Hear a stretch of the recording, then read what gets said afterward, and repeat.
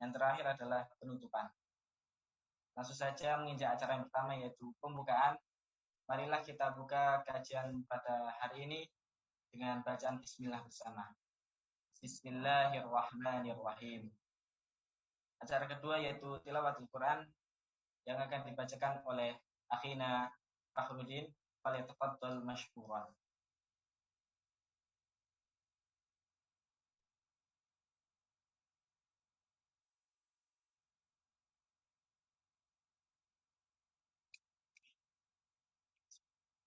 أعوذ بالله من الشيطان الرجيم بسم الله الرحمن الرحيم أم حسبت أن أصحاب الكهف والرقيم كانوا من آياتنا عجبا إذ أوى الفتية إلى الكهف فقالوا ربنا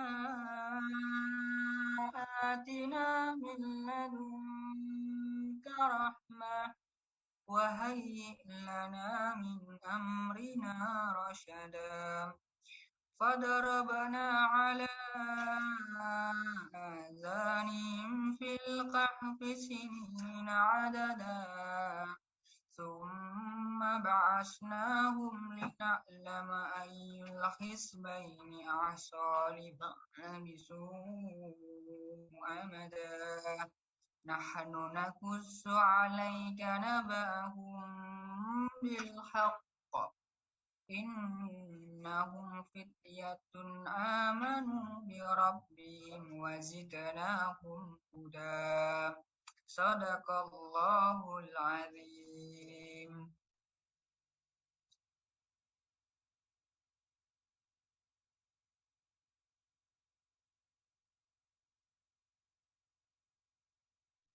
Syukran ala akhina Fakhruddin yang telah membacakan tilawatul Quran, dan semoga dengan pembacaan ayat kursi tadi bisa menambah keberkahan kajian pada pagi hari ini.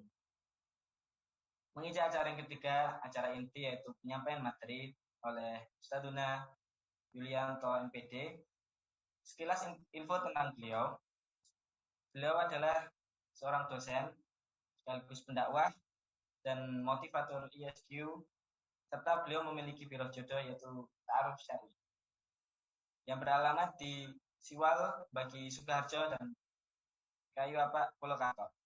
Untuk selengkapnya tentang info beliau bisa cek langsung di Instagram beliau @yulianto2875. Kepada Ustadz Yulianto MPD, falyatafaddal mashkuran.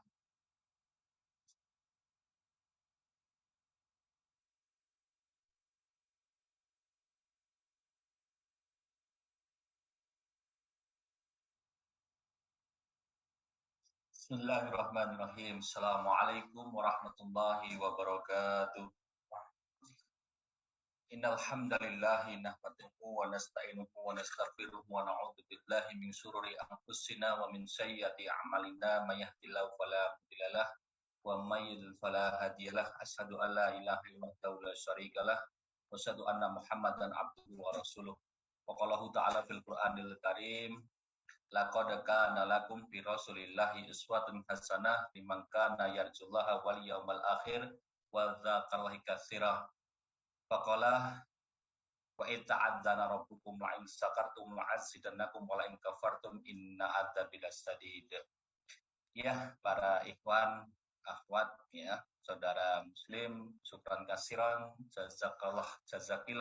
jazakumullah khairan kasiran telah berpartisipasi dalam kegiatan yang luar biasa ini, tentu dengan tema yang luar biasa bahwa Ramadan berkualitas bersama muslim yang cerdas.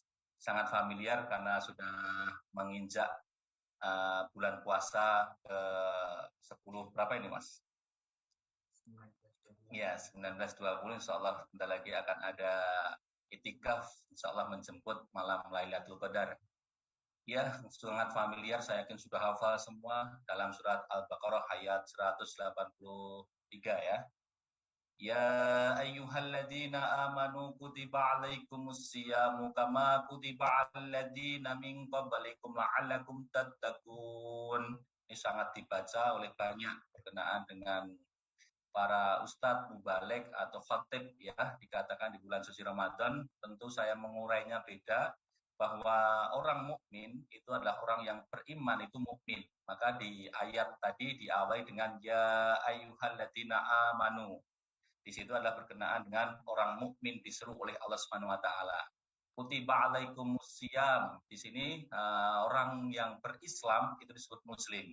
Bunyal Islam ala khamsin asahadati la ilaha illallah wa anna Muhammad Rasulullah wa aqimis shalah wa atuz zakah wa hajjil baiti man istata'tu ila sabila wa shaum Ramadan. Maka kalau menaikkan derajat dari orang beriman itu menjadi orang yang berislam, harus melakukan puasa bulan suci Ramadan. Maka dikatakan ini berkenaan dengan ini ditekankan lagi, maka orang yang beriman itu disebut mukmin, orang yang berislam itu disebut muslim. Muslim pun belum derajat yang paling mulia di sisi Allah Subhanahu wa taala, karena derajat yang paling mulia di sisi Allah adalah la'allakum tattaqun. Ya ayyuhan nasu inna khalaqnakum min dzakari wa untha wa ja'alnakum syu'uban wa qabaila lita'arafu inna akramakum indallahi atqakum. Maka ditutup ayat tersebut agar kamu la'allakum tattaqun, yaitu bertakwa. Maka dari hakikatnya satu ayat tiga perspektif yang Allah inginkan, yaitu orang yang diseru adalah orang yang beriman disebut mukmin, orang yang diseru untuk melakukan puasa karena puasa bagian dari fondasinya orang Islam, yaitu dengan puasa Ramadan, agar kita menjadi orang-orang la'allakum tattaqun. Satu ayat tiga bidikannya Mas ya. Beriman, ya ayyuhalladzina amanu kutiba alaikumusiyam, agar kita berislam, dan la'allakum tattaqun, agar kita menjadi orang takwa yang disebut muttaqin. Ya, luar biasa di agenda ini. Maka dikatakan salah satunya bulan yang penuh berkah, penuh makfirah. Ini salah satu malaikat saja mendoakan, mungkin bagi kita adalah merupakan ancaman gitu ya. Maka isi Al-Qur'an ada basiron wa nadhiron, maka dikatakan ada kabar gembira, ada ancaman. Malaikat Jibril itu pernah mendoakan umatnya Nabi ketika Nabi Muhammad mau naik ke mimbar melalui 3 tingkatan. Yang pertama, celakalah orang yang ketika menjumpai bulan suci Ramadan, tapi dia tidak mendapatkan maghfirah, tidak mendapatkan ampunan.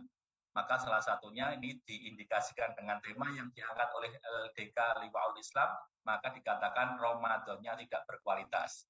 Ramadan tidak berkualitas ditandai apa? Dia menjumpai bulan suci Ramadan tidak mendapatkan ampunan, tidak mendapatkan maghfirah. Maka dikatakan langsung Nabi Muhammad mengaminkan. Jadi hakikatnya kalau kita menjumpai bulan suci Ramadan, kita tidak mendapatkan ampunan, berarti Ramadan kita tidak berkualitas, dan kita termasuk orang yang didoakan Nabi, termasuk orang yang celaka. Yang kedua, naik tingkatan kedua, orang yang celaka yaitu ketika kedua orang tuanya masih hidup, ya, masih membersamai kita, tapi kita tidak berbakti. Nabi Muhammad juga mengaminkan ridallah fi ridal walidain wa sukhtullah fi sukhtil walidain, ya, keridhaan Allah terletak pada keridhaan kedua orang tua, kemurkaan Allah terletak pada kemurkaan kedua orang tua. Yang ketiga, celakalah ya orang yang ketika disebut namamu ya Rasulullah, dia tidak bersolawat. Nabi Muhammad juga mengaminkan. Nah, ini salah satu. Maka kalau kita ambil doa yang malaikat Jibril doakan kepada umatnya merupakan salah satu peringatan buat kita, maka Ramadan tidak berkualitas itu ketika apa? Ketika kita menjumpai bulan suci Ramadan, kita tidak mendapatkan ampunan, kita masih dibersamai kedua orang tua kita, tidak berbakti, kita menyia-nyiakan, dan kita ketika disebut nama Nabi ya, kita bersolawat kepada Nabi, ternyata dia tidak mensolawat ya, dalam artian dia tidak bersolawat, termasuk orang yang celaka gitu Mas ya. Maka dikatakan apa? Ramadan momentum yang tepat, Ramadan waktu yang tepat, Ramadan cara yang tepat, Ramadan tempat yang tepat. Saya katakan sering ini kalau para pemuda-pemudi itu kan pacaran bukan tempat yang tepat, pacaran bukan waktu yang tepat, pacaran bukan cara yang tepat untuk melegalkan sesuatu yang ilegal, yaitu cinta ya. Tapi kalau Ramadan itu melegalkan sesuatu yang ilegal berkenaan dengan apa? Ramadan cara yang tepat, Ramadan waktu yang tepat, Ramadan tempat yang tepat untuk kita dalam artian berlomba-lomba untuk kita berfastabiqul khairat, untuk kita menjadi orang yang tidak termasuk yang celaka yang didoakan oleh malaikat Jibril dan Nabi Muhammad SAW. Ada suatu hadis ini, idza jaa ramadhana futihat abwabul jannah wa ghuliqat abwabun nar wa sufidat syayatin. Kalau datang bulan suci Ramadan, maka pintu surga itu dibuka selebar-lebarnya. Pintu neraka ditutup serapat-rapatnya. Setan-setan dibelenggu. Kalau saya tanya kepada moderator, pas Ramadan masih ada yang menggunjing enggak, Mas? Siang hari. Ini katanya setannya dibelenggu loh, Mas. Pas Ramadan ada yang miras di jalanan enggak, Mas? Ada? Enggak ada? Enggak ada. Ya, berarti miras enggak ada. Pas Ramadan ada yang menipu orang enggak, Mas, di siang hari? Ada. Ya, katanya setan dibelenggu, Mas. Tapi kok masih ada kemaksiatan, masih ada dusta, masih ada kebohongan. Nah, ini salah satu bahwa Ramadan tidak berkualitas sehingga muslimnya kurang cerdas itu apa? Satu, memang itu salah satu himbauan dari Allah SWT bahwa surga dibuka selebar-lebarnya, kita itu di kesempatan pahala yang sunnah saja dihitung kayak wajib, dilipat gandakan. Terus neraka itu ditutup serapat-rapatnya. Justru ini agar kita menggugurkan, agar kita bertaubat, agar kita mengurangi dosa-dosa kita, agar kita itu jauh dari neraka. Dan setan-setan dibelenggu. Tapi kita jumpai siang hari, saya masih menjumpai, Mas. Ada yang miras. Saya masih menjumpai ada yang pacaran. Saya masih menjumpai ada yang berjudi. Loh, katanya setan dibelenggu. Salah satu kualitas Ramadan kita itu karena muslimnya kurang cerdas. Kenapa kurang cerdas? Setan yang berbentuk makhluk itu memang dibelenggu, Mas. Ya, setan yang berbentuk makhluk itu, jadi mohon maaf, jangan mendefinisikan setan hanya seperti makhluk yang akan menyeramkan. Itu sangat picik dalam berpikir. Maka dikatakan apa? Setannya dibelenggu. Cuma sifat-sifat setan yang ada pada manusia, ada di urat nadi, ada di pikiran, ada di darah, ada di jantung, ada di perbuatan, itu tidak diusir. Maka salah satunya setan yang makhluknya dibelenggu, cuma sifat atau virus-virus yang ditinggalkan setan, atau pengaruh-pengaruh jahat yang ditinggalkan setan, manusia tidak mengusirnya. Maka tidak akan Ramadan itu berkualitas, tidak akan menjadi muslim yang cerdas. Ketika apa? Ketika kita tidak mengusir sifat-sifat setan, ketika tidak kita musuhi perangai-perangai setan, setan yang makhluknya dikerangkeng, dibelenggu, cuma kita masih bersahabat dengan sifat-sifat setan atau virus-virus setan kita tidak usir. Maka mohon maaf saya katakan kalau akidah itu virus corona itu tidak seberat ya virus akidah, virus keimanan. Maka ada TBC ya. Kalau TBC apa Mas katanya? Tuberkulosis ya. Tapi kalau penyakit akidah itu TBC itu T-nya tahayul, B-nya bid'ah, C-nya khurafat.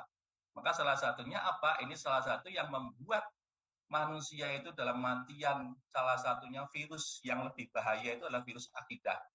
Karena hakikatnya kalau virus corona diisolasi 14 hari bisa sembuh. Dikasih vaksin misalnya mungkin secara teknis atau klinis gitu ya, dalam artian bisa berkurang. Cuma hakikatnya mohon maaf kalau virus akidah itu bisa saja dia sengsara dunia dan akhirat. Maka ya ayyuhalladzina amanu udkhulu fis silmi kafah wa la tattabi'u khutuwatis syaitan innahu lakum aduwwum mubin. Maka agar menjadi Ramadannya berkualitas dan dia menjadi cerdas, harus musuhi yang namanya makhluk. Ini kan alhamdulillah musuh kita sudah berkurang ya, karena dikerangking oleh Allah. Musuh kita tidak berat. Nah, bahasanya Dilan tuh rindu itu berat gitu ya. Kamu tidak akan kuat. Tapi kalau kita bahasanya apa? Musuh setan itu berat. Ya, kita tidak akan kuat gitu ya menghadapinya gitu ya. Nah, ini makhluknya dikerangkeng, dibelenggu. Cuma sekarang sifat-sifat yang ada di pikiran kita, di perut kita, di hati kita, dalam perbuatan kita, kita mau mengusir enggak? Kita mau membersihkan enggak? Kita mau memusuhi enggak? Kalau mau memusuhi, sudah ditekankan, Ya ayyuhalladzina amanu udkhulu fi silmi kafah. Masuklah ke dalam Islam secara kafah. Walat tatabi'u khutuwatis syaiton. Jangan ikuti langkah-langkah syaitan. Innahu lakum aduwwum mubin. Karena setan itu musuhmu yang nyata. Maka dalam artian saya katakan poin pertama, kita bisa menjadikan diri kita itu muslim yang cerdas selain melakukan puasa, dalam artian juga bisa kita musuhi sifat-sifat setan yang ada pada diri kita. Ya, dalam artian yang ada pada pikiran kita, yang ada pada hati kita, yang ada dalam perbuatan kita. Sehingga dalam artian apa? Kita menjadi muslim yang cerdas dan Ramadan ini berkualitas, kita tidak termasuk orang yang celaka yang didoakan oleh malaikat. Doa malaikat itu kayak tidak ada hijabnya, kayak tidak ada pembatasnya, kalau tidak ada halangannya, langsung dikabulkan. Maka dalam artian ukuran 30 hari, kalau kita termasuk orang-orang yang celaka, tidak mendapatkan maghfirah. Para khatib sudah hafal, mungkin kita sudah hafal hadisnya. Mangkoma Ramadana imanan wahtisaban gufir lahu ma taqaddama min dambi. Mangsoma Ramadana imanan wahtisaban gufir lahu ma taqaddama min dambi. Ada dalam lagi kemarin ada mang tilawatil Quran imanan wahtisaban gufir lahu ma taqaddama min dambi. Barang siapa berpuasa, barang siapa sholat tarawih dengan penuh keikhlasan, dengan penuh pengharapan, maka dosanya akan diampuni. Bahasanya setahun yang lalu, setahun yang akan datang. Dalam artian para ulama itu membagi dosa-dosa termasuk bukan dosa al-khubair, tapi ada yang mengatakan dosa al-khubair, dosa besar. Maka dikatakan apa? Barang siapa yang puasa sholat tarawih di bulan suci Ramadan dengan penuh keikhlasan pengharapan, dosanya akan diampuni. Maka caranya kalau kita itu, mohon maaf, seharian kita terkena kotoran, kita kena debu, tentu sorenya akan kita bersihkan dengan air. Maka cara membersihkan dosa itu banyak sekali. Allah memberikan pengkhususan karena innallaha ghafurur rahim, dengan wudhu. Itu juga bisa menggugurkan dosa-dosa kita.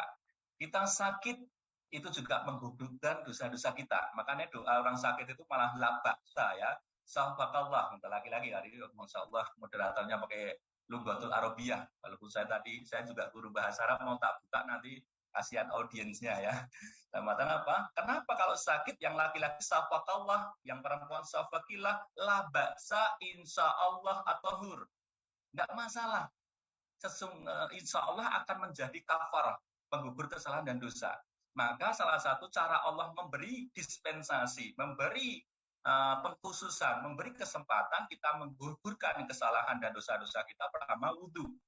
Yang kedua, agar kita tadi kalau wudhu berarti apa? Biar kita berkualitas Ramadannya dan kita menjadi muslim yang cerdas. Ketika sakit, tidak usah kita ngeluh. Tidak usah dalam artian kita merasa diri kita dalam artian apa sedang dihukum oleh Allah. Kadang itu nikmat sehat itu kita hanya melihat berapa lama kita sakit.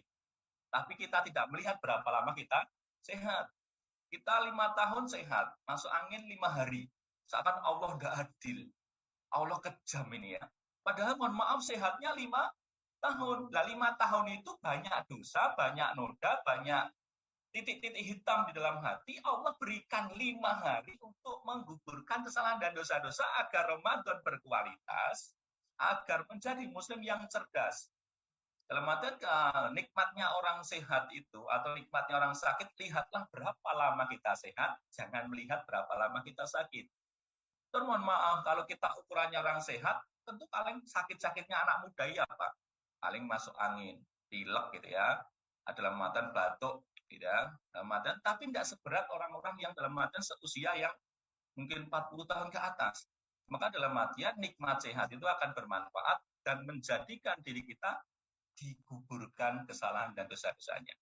Ada lagi berkenaan yang mungkin tadi bisa harian atau tidak bisa jangka pendek, jangka menengah maupun jangka panjang.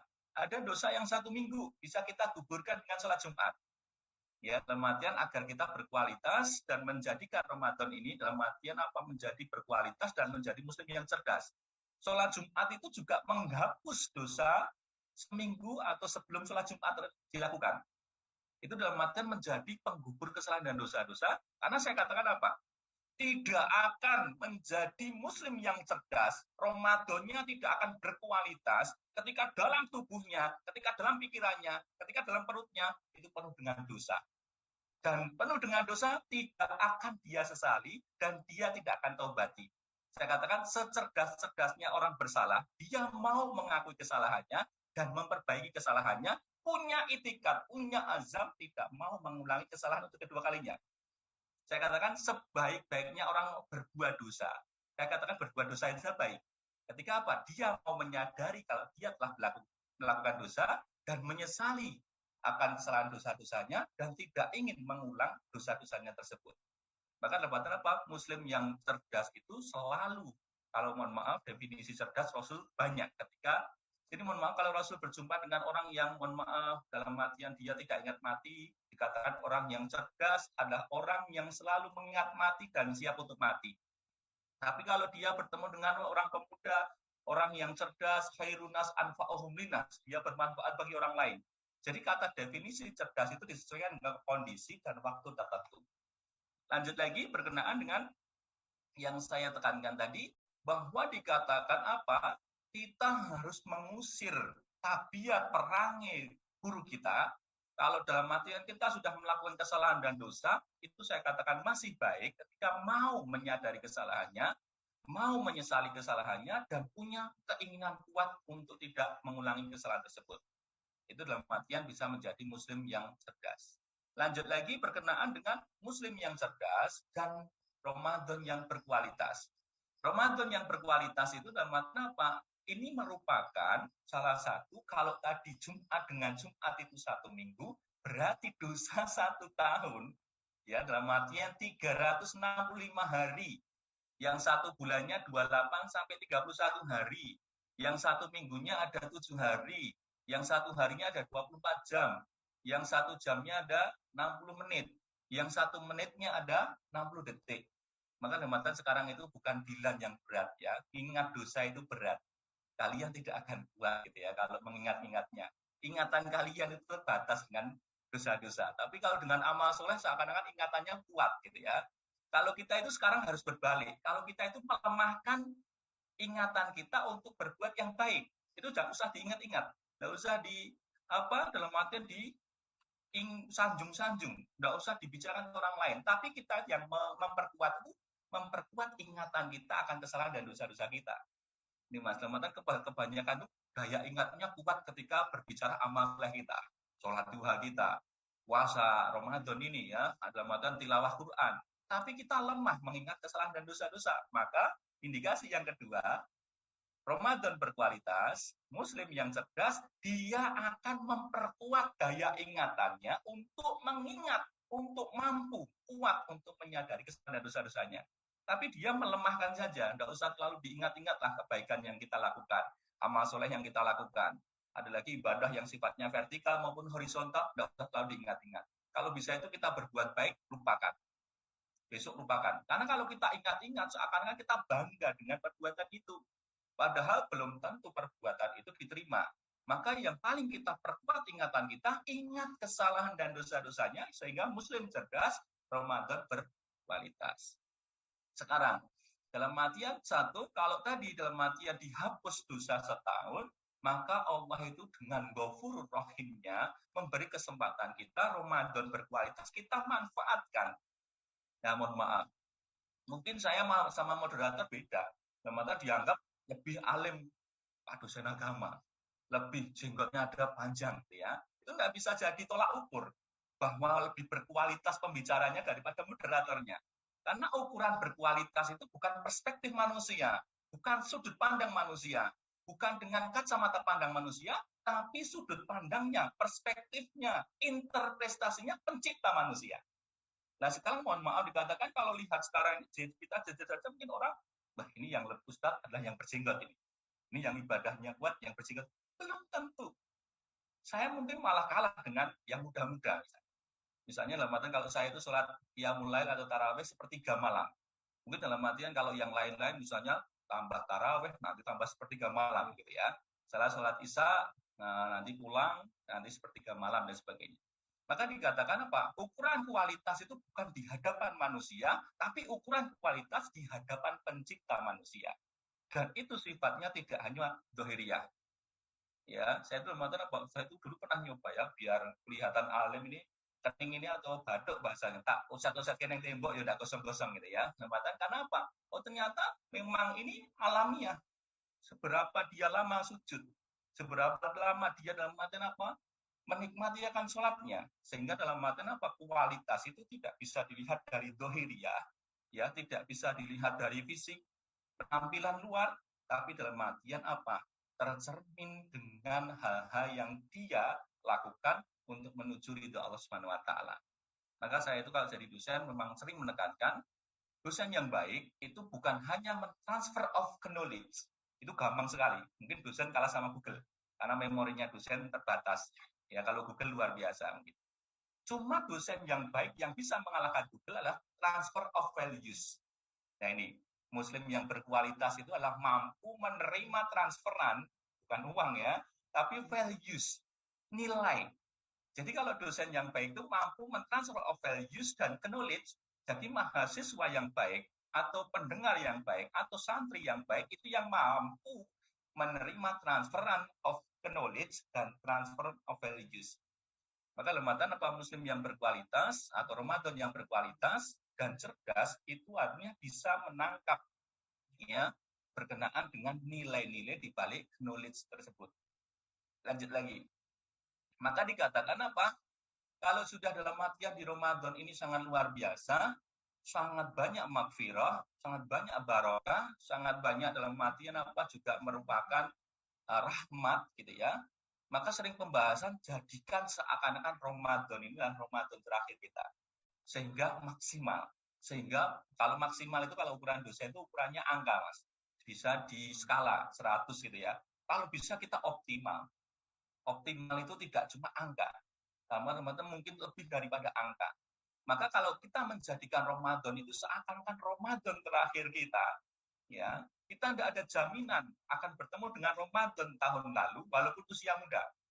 Maaf saya sering mengatakan ada murid saya SMK pas PKL kecelakaan meninggal. Dulu mohon maaf saya juga dikabari ada mahasiswa pulang dari kuliah kecelakaan meninggal. Yang sini dosennya yang lebih tua gitu ya, yang masih diberi kesempatan hidup.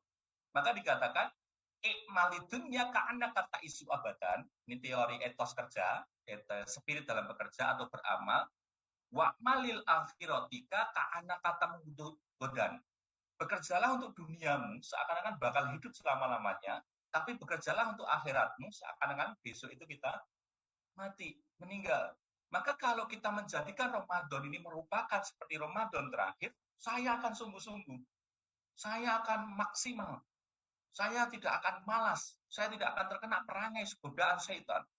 Karena kalau ini seperti terakhir tadi, urusan dunia, spiritnya, besok anak-anak muda itu kalau mau bekerja, supaya tidak malas, seakan-akan bakal hidup selama-lamanya. Tapi untuk akhirat, untuk sholat, sedekah, infak, zakat, seakan-akan besok itu kita mati. Kalau kita besok mati, kita tidak akan eman-eman sedekah. Infak tidak akan eman-eman. Misalnya, kita kalau besok seakan-akan kita mati, sholat kita tidak akan, bahasanya orang Jawa, di malas-malasan, tidak. Seakan-akan besok sudah mati. Misalnya, ini jangan diamini loh ya, saya masih takut ya. Hei Yulianto, usiamu cuma tinggal malam hari ini. Jadi misalnya, malaikat Israel mengabarkan seperti itu. Jangan diamini, ini saya masih takut ini ya. Kalau diamini nanti pulang-pulang beneran ya, besok sudah habis ngisi almarhum gitu ya. Yulianto, usiamu tinggal malam hari ini. Kalau saya dikabari oleh malaikat Israel, nggak mungkin saya, mohon maaf, nggak kober saya WA-an. Mungkin kalau WA-annya, mohon maaf, minta maaf ya, saya banyak dosa. Mohon maaf, Nas, tolong ikhlaskan hutang saya ya, gitu ya. Teman-teman, kalau saya dikabari kayak gitu, udah semalaman saya akan maksimalkan bagaimana saya bisa mengkualitaskan malam saya untuk biar saya besok ketika sudah tidak ada, jangan diamini lagi masih tanya ya. Itu dalam artian masuk surga. Nah, kalau dalam keadaan seperti itu, saya akan habiskan waktu saya untuk istighfar, akan saya habiskan untuk doa, saya akan habiskan untuk baca Quran, saya kalau punya harta akan saya sedekahkan semua, kalau misalnya besok itu kita mati. Kalau saya dikabarkan besok saya mati.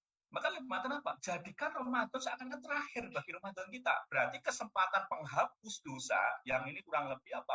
Bulan lebih baik daripada 1000 bulan itu, dalam artian apa? Kita mungkin tidak akan ketemu di tahun yang akan datang. Sehingga Ramadan hari ini kita kualitaskan sehari 24 jam, target misalnya dalam artian apa? Baca Quran, sholat duha, tolong menolong, banyakin ibadah dan sebagainya itu. Lanjut, nanti tolong diingatkan kalau ada waktu ya, kalau waktunya sudah untuk tanya jawab. Karena kalau saya itu ngomong butuh sekitar 5 jam ini ya. Ini kalau jadi ini setelah akan terbang ke Malaysia aja kayak gini untuk motivator ISQ. Lanjut lagi berkenaan kalau kita menjadikan ikmali dunya ka'anna kata iswabadan wa amalil akhiratika ka'anna kata mutubodan. Berjalan untuk duniamu seakan-akan bakal hidup selama-lamanya, tapi bekerjalah untuk akhiratmu seakan-akan besok itu kita mati. Yang kedua, kalau urusan dunia itu selama-lamanya, dan urusan dunia harus kita melihat ke bawah. Mohon maaf, kadang menjadikan Ramadan yang tidak berkualitas itu apa? Wah, tetangga saya kok kerja terus ya, ya kaya raya ya. Kadang tidak sholat tarawih, misalnya tidak puasa, lematan melanggar aturan syariat. Urusan dunia, kita lihat ke bawah, Mas. Ini kunci syukur. Biar nanti Ramadannya berkualitas, biar mengeluarkan takjil, biar mengeluarkan besok infak, sedekah, zakat fitrah itu total. Urusan dunia, kita lihatlah ke bawah. Alhamdulillah kalau saya misalnya, maaf kalau saya punya mobil, supaya saya bersyukur walaupun mobil second, saya lihat orang yang tidak punya mobil, dia punya motor. Lihat punya motor biar bersyukur, lihat orang yang punya sepeda. Lihat punya orang yang punya sepeda biar bersyukur. Lihatlah orang yang cuma jalan kaki. Orang yang jalan kaki harus bersyukur, lihatlah orang yang tidak punya kaki. Orang yang tidak punya kaki masih bersyukur karena teman-temannya sudah dikubur gitu ya. Lihatlah dia masih hidup. Tapi untuk ukuran akhirat, lihatlah di atas kita. Nah, ini kunci mencerdaskan seorang diri kita, seorang muslim dan Ramadan berkualitas. Untuk akhirat, lihatlah di atas kita. Ya, Ramadan apa? Untuk urusan dunia kita lihat ke bawah kita, untuk urusan akhirat kita lihat ke atas kita. Wah, luar biasa misalnya teman saya Ramadan ini itikaf di masjid full. Ya, full 24 jam toh gitu ya. Full dalam artian apa? 1 bulan penuh. Wah, dia sampai membayar ya itikaf untuk biaya konsumsi dan sebagainya, dia rela mengeluarkan 750.000 misalnya demi untuk mendapatkan maghfirah, Lailatul Qadar dan sebagainya. Kok saya enggak? Saya harus lebih daripada dia. Jadi ada iri yang diperbolehkan dalam Islam, itu iri dalam kalau saudara kita membelanjakan hartanya untuk di dalam dakwah itu kita boleh iri sehingga ada termotivasi untuk lebih daripada dia. Yang kedua, iri dalam ilmu. Ya, dalam artian kok teman saya kok menguasai fikih, tafsir dan sebagainya, sehingga dalam artian kita juga iri boleh. Maka dikatakan apa? Kalau urusan dunia, supaya Ramadan kita ini dalam artian khusyuk, jangan kita lihat ke atas kita. Ya, nanti akan dalam artian apa bahasanya kalau kita dengak-dengak, orang Jawa tengengen nanti.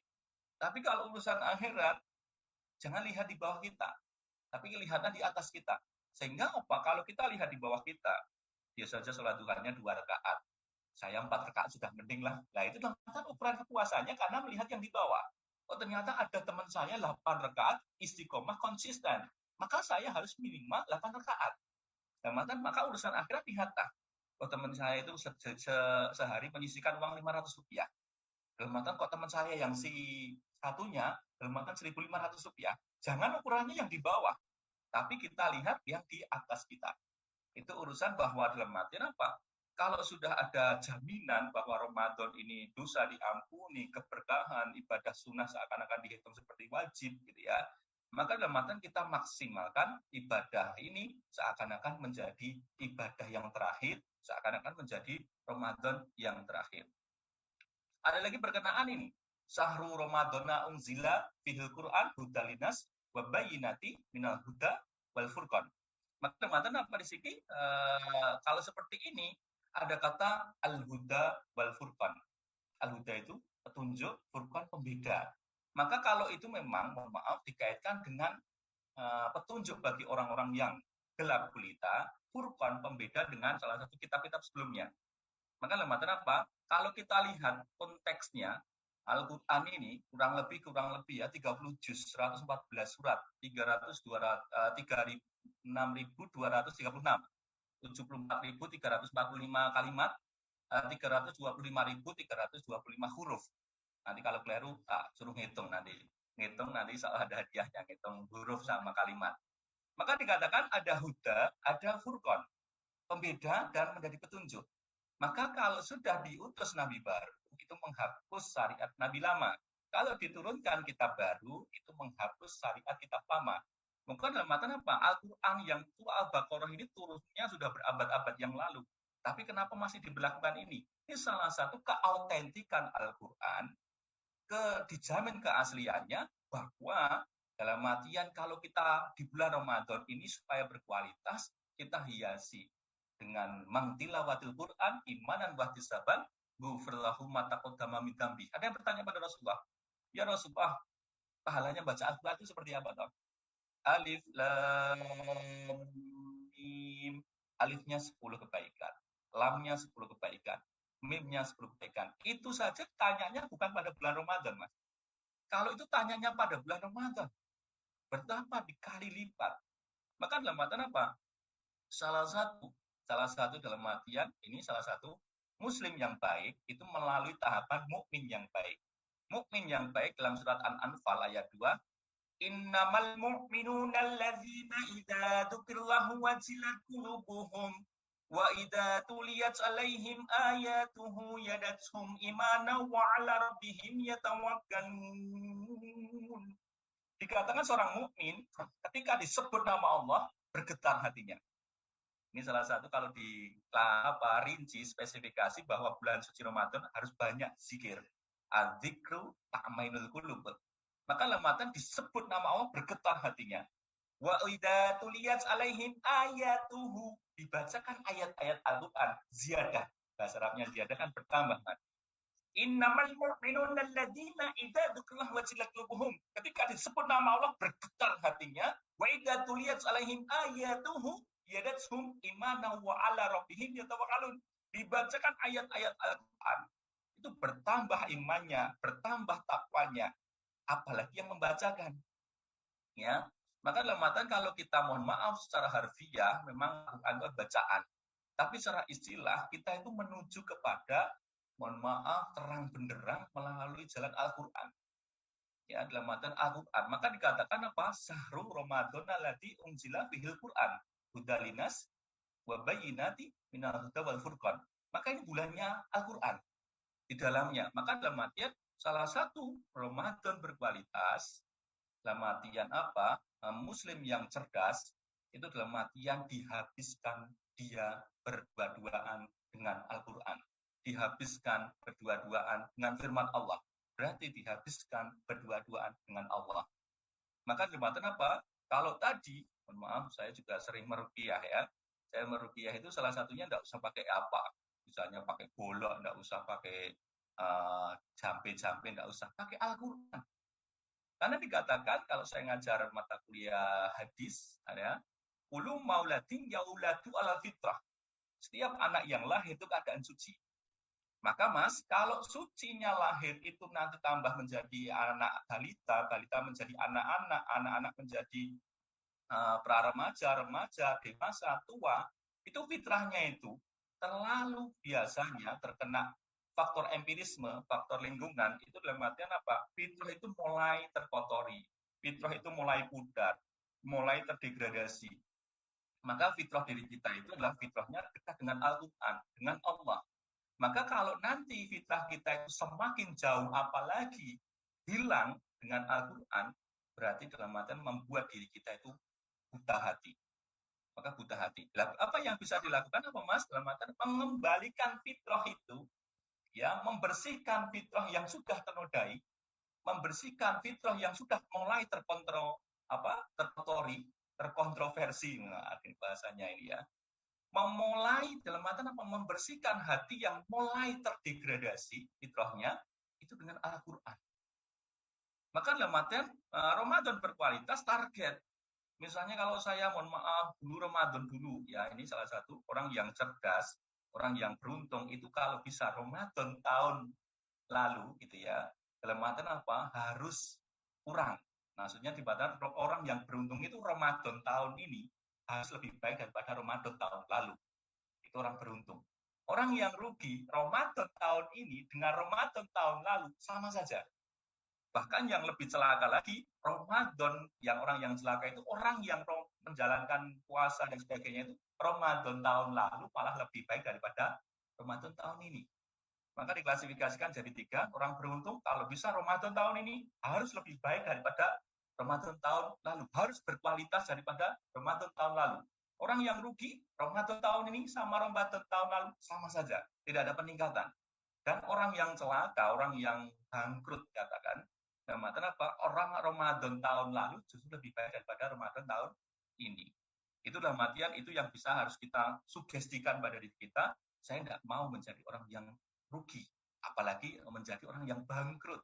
Maka dengan apa? Saya harus menjadikan Ramadan tahun ini, kalau kata Yulianto seakan-akan Ramadan yang terakhir, Ramadan saya mau memilih opsi saya menjadikan Ramadan yang beruntung. Maksudnya saya menjadi beruntung karena Ramadan apa? Harus lebih baik daripada Ramadan tahun yang lalu. Berikutnya lagi, sambil ingatkan ya Mas Moderator, karena nanti tidak ada tanya jawab. Lanjut lagi, maka dikatakan apa? Bulan suci Ramadan, ya, ini saya katakan momentum tarbiyah, ya, jangankan yang haram, Mas, yang halal saja diharamkan di siang hari.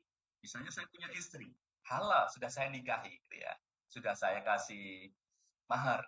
Dalam arti siang saja haram untuk saya kumpulin. Saya makan dengan makanan yang halal, tapi karena makannya siang haram. Nyata dilihat dari perspektif Islam, perspektif medis, nyata luar biasa. Kalau ibaratnya mesin komputer ya, karena ini anak-anak IT, komputer itu kalau dipakai terus-menerus, lama-lama kapasitas atau kualitasnya semakin berkurang. Maka kalau kita 365 hari dalam 1 tahun, kita cuma dipotong, ya, dalam artian 30 harian, itu dalam artian justru menyehatkan diri kita, ya, kalau dari segi medis, dalam artian apa? Menyehatkan rohani kita, karena dalam artian ada sel-sel yang rusak, yang ketika dalam artian 1 tahun yang kepotong 30 ini ada sel-sel yang rusak diperbaiki ketika Ramadan ini. Maka dalam artian apa? Kalau yang halal saja diharamkan di siang hari ini, Allah punya maksud, Allah punya tujuan. Agar apa? Dalam artian values yang kita tekankan tadi mengena pada diri kita. Cerdas secara vertikal, ya, penghambaan kita kepada Sang Khalik, cerdas secara horizontal. Ternyata luar biasa, oh begini tuh rasa lapar. Saudara-saudara kita yang mungkin jarang bisa makan 3 kali sehari, atau bahasanya makannya seadanya saja. Empati sosial luar biasa. Maka dalam artian apa? Ini Mas, ini yang poin yang ketiga lagi. Orang yang cerdas, usia kita itu intensitas habisnya, mohon maaf. Kalau Mas, kalau moderator, sholat zuhur 1 jam, saya kasih uang 1 juta. Pernah sholat zuhur 1 jam? Belum. Sholat asar 1 jam? Tapi main sama teman 1 jam kurang enggak? Kurang. Maksudnya apa? Usia kita 24 jam, intensitas habisnya untuk ibadah ghairul mahdhah. Kalau vertikal, maka doa paling mohon maaf. Doa pernah 1 jam? Enggak pernah. Baca Quran pernah 1 jam? Pernah ya. Ternyata apa? Ternyata apa? Intensitas 24 jam usia kita, Mas, itu kalau dibandingkan habisnya untuk ibadah yang langsung pada Allah dan ibadah yang tidak langsung pada Allah, lebih banyak habisnya untuk ibadah ya yang tidak langsung. Maka diklasifikasikan ada ibadah mahdhah. Mahdhah itu garisnya berdiri, Mas. Manusia dengan Allah. Ada yang ibadah ghairul mahdhah, horizontal. Manusia dengan manusia, manusia dengan hewan, manusia dengan tumbuhan, manusia dengan alam semesta. Maka usia kita itu paling banyak habisnya untuk ibadah ghairul mahdhah. Lah Ramadan ini berkualitas minimal ya, kita lebih mengkualitaskan, mengoptimalkan hubungan kita dengan sesama. Hubungan kita dengan alam semesta. Hubungan kita dengan diri kita sendiri. Maka lematan ibadah, coba nanti Mas, katanya Pak Yuli, saya sholat 1 jam tidak kena. Tapi kalau kumpul LDK bisa sampai 3 jam. Berarti kunci surga jenengan paling besar itu lewat LDK, lewat orang lain. Siapa tahu nanti ibadah yang vertikal kan vertikalnya tidak berkualitas, tapi kumpul dengan orang lain berkualitas. Berarti kunci surga paling besar adalah lewat orang lain. Coba nanti Mas, rinci Mas ya, pulang-pulang 24 jam.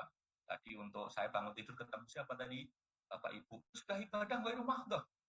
Ya, senyum, tabassumuka ala wajhi kita sedekah.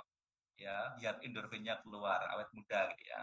Ya kan hari ketemu orang tua ke masjid, ketemu Pak Takmir, jemaah, Pak Imam, itu ibadah ghairul mahdhah. Ya, ini tadi jangan maaf masuk di sini ketemu teman LDK. Ini ibadah di Ramadan. Coba nanti habisnya lebih banyak mana daripada sholat kita, doa kita, zikir kita. Berarti apa Mas? Kualitas Ramadan ini gitu ya harus diperbaiki dengan ibadah-ibadah yang ghairul mahdhur. Saya paling mohon maaf, paling kadang nggak seneng ini Mas. Maksudnya apa? Ya banyak sholat. Sholatnya saja mungkin kualitas atau tidak, khusyuk atau tidak. Kalau sholatnya sahabat, itu sampai dipanah saja, tembus nggak merasa sakit. Coba kalau Mas moderator sholat tak idik-idik gitu kan. Dalam arti nggak akan khusyuk. Kalau berarti ibadah sholat kita belum bisa saya andalkan. Baca Quran, tajwidnya, makhrajnya, artinya saja tidak paham misalnya. Oh berarti saya baca Quran juga tidak bisa saya andalkan amalan ini. Puasa kita, ya hari ini sudah melakukan hal-hal yang membatalkan, mengurangi pahala, ternyata tidak berkualitas. Berarti kata Yulianto ya dalam harus saya mengkualitaskan ibadah yang sifatnya ghairul mahdhur. Lah berkualitas karena usia saya 24 jam satu hari paling banyak untuk ibadah ghairul mahdhur. Maka kualitasnya Ramadan hari ini lebih. Ini kan sudah ghairul mahdhur ini. Ya, thalabul ilmi ghairul mahdhur. Berarti kunci surga saya bisa lewat orang lain. Berarti kualitas Ramadan saya harus berbuat baik kepada orang lain. La yu'minuna ahadukum hatta yuhibbu li akhihi wa yuhibbu li nafsihi. Bukan termasuk orang mukmin ketika tidak mencintai saudaranya sebagaimana dia mencintai dirinya sendiri. Ada lagi berkenaan apa? Orang puasa hanya mendapatkan minju wa atos, hanya mendapatkan rasa lapar dan haus. Orang berpuasa tidak mendapatkan pahala apapun. Karena apa? Karena puasanya itu urusan ibadah mahdhur, tapi ghairul mahdhurnya gunjing, fitnah, iri. Jadi orang puasa dalam arti tidak mendapatkan rasa pahala dan sebagainya, cuma hanya mendapatkan rasa lapar dan haus. Lanjut lagi berkenaan, nah ini syarat rukun ibadah. Berarti nanti jangan-jangan ibadah saya ini tidak berkualitas. Jangan-jangan Ramadan saya tidak berkualitas ketika apa? Ibadahnya tidak diterima. Syarat ibadah, jadi ini lebih kepada fikih, mohon maaf. Rukun ibadah itu ada 3. Yang pertama al-mahabbah, cinta kepada Allah. Yang kedua khauf, takut. Yang ketiga roja, mengharap. Mungkin dibolak-balik mahabbah, roja, khauf. Karena hakikatnya siapa tahu Ramadan kurang berkualitas karena puasa kita niatnya karena ada sambungan di sana. Calon mantu, ngepek calon mertuane, ngepek calon anaknya mertuane, Ramadan apa niatnya puasa. Ya ketika ada orang, Allahu Akbar cepat sekali. Ketika ada orang, Allahu Akbar. Itu sudah lamatin apa? Tidak ada konsep mahabbah pada Allah. Maka rukun ibadah biar Ramadannya berkualitas, yang pertama apa Mas? Al-mahabbah, cinta kepada Allah, roja, mengharap, 3 khauf. Maka dikatakan apa? Biar berkualitas lagi, al-mahabbah, kul in kuntum tuhibbunallah fatabi'uni yuhibbukumullah wa yaghfir lakum dzunubakum. Kalau engkau cintai Allah, ikutilah aku. Itu kalau malaikat Jibril berbicara sama Rasulullah, ya Rasul, kalau engkau cintai Allah, ikutilah aku. Niscaya engkau akan mendapatkan ampunan. Lah kita tidak bertemu dengan malaikat Jibril. Walaupun kemarin ada Lia Eden mengaku sebagai malaikat Jibril gitu ya, jelmaan malaikat Jibril. Lah kita tidak ketemu dengan malaikat Jibril. Berarti kalau kita cinta, qul in kuntum tuhibbunallah fattabi'uni, berarti kita mengikuti Rasul. Nah ini usul fikih penting ini, walaupun kajian umum tapi ibadah itu diterima satu ikhlas. Yang kedua al-aslu al-ibadah al-itibah. Harus ada contohnya. Jangan-jangan Ramadan tidak berkualitas, puasa saya ya kurang pahalanya. Sholat saya tidak khusyuk. Baca Quran masih salah. Berarti apa? Tidak berkualitas. Supaya berkualitas apa? Ibadah itu diterima satu ikhlas. Al-Bayyinah saya yakinlah wa ma umiru illa liya'budullaha mukhlishina lahuddin. Orang yang ikhlas itu disebut mukhlisin. Jadi orang yang beriman mukmin, orang berislam muslim, orang bertakwa muttaqin, orang berikhlas mukhlisin. Maka dikatakan apa Mas? Ibadah itu diterima yang pertama ikhlas, yang kedua adalah al-aslu al-ibadah al-itibah. Harus ada contohnya. Maka jangan sampai puasa kita jauh dengan puasa Rasul. Jangan sampai sholat kita jauh dengan sholatnya Rasul. Kemarin ada sholat pakai bahasa Indonesia. Allah Maha Besar, dengan menyebut nama Allah yang Maha Pengasih lagi Maha Penyayang. Segala puji bagi Allah seluruh sekalian alam. Seharusnya cuma amin. Semoga Allah mengabulkan hidawan. Ya. Sholat pakai bahasa Indonesia. Kalau nggak dicegah, nanti jangan bisa Allah ingkang moho ageng. Nanti nyebat asmonipun Allah moho welas an asih. Kenapa sholat pakai bahasa Indonesia tidak diterima? Kenapa sholat pakai bahasa promo alus tidak diterima? Karena beda dengan apa yang dibawa Rasul. Maka kualitas Ramadan itu kalau bisa ibadah kita itu tidak jauh dengan ibadah Rasul. Solu kama ro'aitum usoli. Sholatlah seperti engkau melihat aku sholat. Padahal ada sholat ini, Mas. Takbirnya ini. Allahu Akbar. Tak tegur. Mas, takbirmu kok apik? Sing ngajari sapa? Rasul. Jangan ketemu Rasul no kan. Sing bapakku. Bapak sing ngajari sapa? Mbahku. Bapak ngajari buyutku. Lah kalau kayak gini, saya tidak menemukan hadisnya di mana. Ini tidak boleh. Ya, tidak boleh. Oh ya.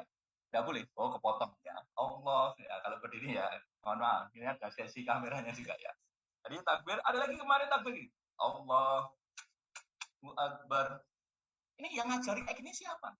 Bapak saya. Bapak dari siapa? Kakeknya. Kakek dari siapa? Tidak ada tuntunannya. Maka Ramadan berkualitas, ibadah kita itu ada contohnya, Mas. Ya, kemarin ada ini Allah, ini sambil jejak ini. Allahu Akbar. Allah. Ini sosok padu, bahasa padu ya. Teman-teman apa? Kayak seperti ini berarti apa? Dalam arti tidak ada contohnya. Maka supaya ibadah kita diterima, harus ada contohnya. Yang pertama, Mas, namanya ikhlas. Dalam ini sangat hafal semua. An Amiril Mukminin Abi Habs radhiyallahu anhu qala sami'tu Rasulullah sallallahu alaihi wasallam innamal a'malu binniyat wa innamal likulli imrin ma nawa faman kanat hijratuhu ilallahi wa rasulihi wa hijratuhu ilallahi wa rasulihi wa man kanat hijratuhu lidunya yusibuha aw imra'atin yantikuha wa hijratuhu ila ma hajara ilaih. Hadis ini, Mas, sepertiga amal. Saya katakan, Mas, berniat dulu baru beramal atau beramal sebelumnya niat. Iya, tadi sudah niat puasa. Ini ngaji, ini sudah niat ngaji. Ya, ada niatan. Jangan sampai belum niat. Kalau belum niat, tidak dihitung pahala. Yang membedakan rutinitas dengan ibadah, yang membedakan kebiasaan dengan ibadah pada niatnya. Ini, Mas, penting. Selama ini jangan-jangan Ramadan kita tidak berkualitas karena belum ada niat. Paham?